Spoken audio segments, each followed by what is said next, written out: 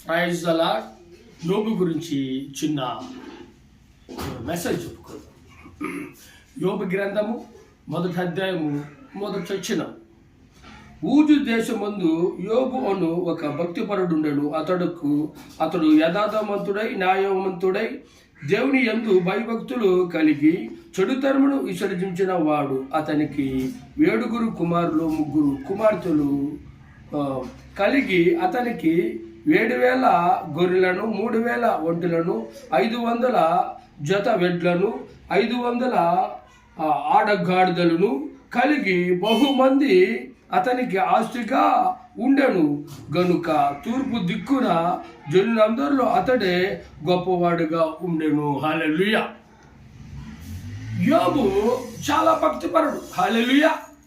చాలా భక్తిపరుడు, ధనవంతుడు,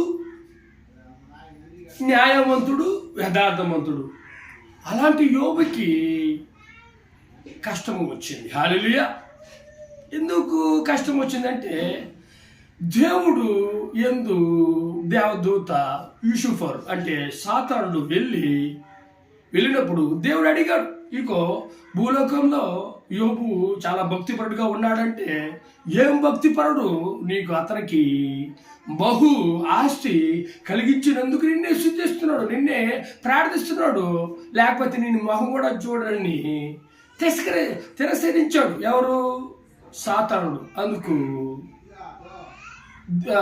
అతను చుట్టూ కంచి తీసివేయి అతని కాడ ఆస్తి లేకపోతే నేను మొక్కడని ఇంకొక మాట చెప్పినప్పుడు అప్పుడు దేవుడు అంతకుముందు కంచి వేస్తున్నాడు. ఆ కంచిని ఎవడు తీసేయలేకపోయాడు, ఏ సాతానుడు తీసేయలేకపోయాడు, ఎవడు కూడా వల్లగాక ఏ సాతానుడు వాళ్ళ ప్రవేశం లెక్కపోయింది. హల్లెలూయా.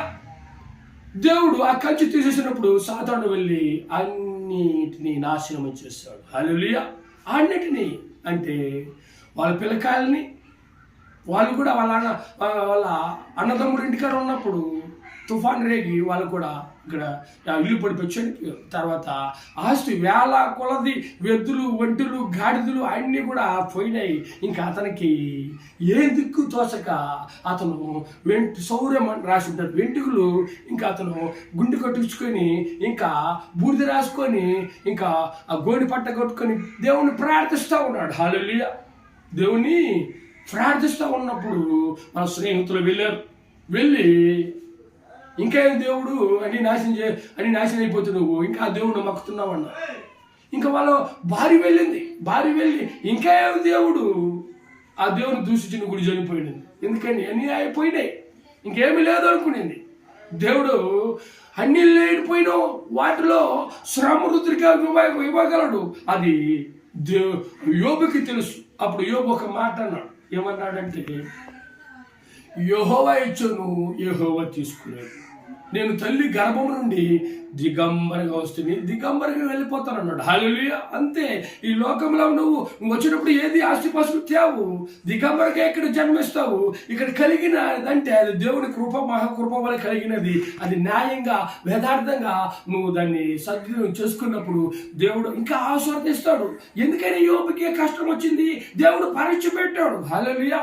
దేవుడు పరీక్ష పెట్టాడు. అతను కంచి వేసినప్పుడు ఎవడో కంచి తీయలేకపోయాడు, ఏ సాతాను తీయలేకపోయాడు.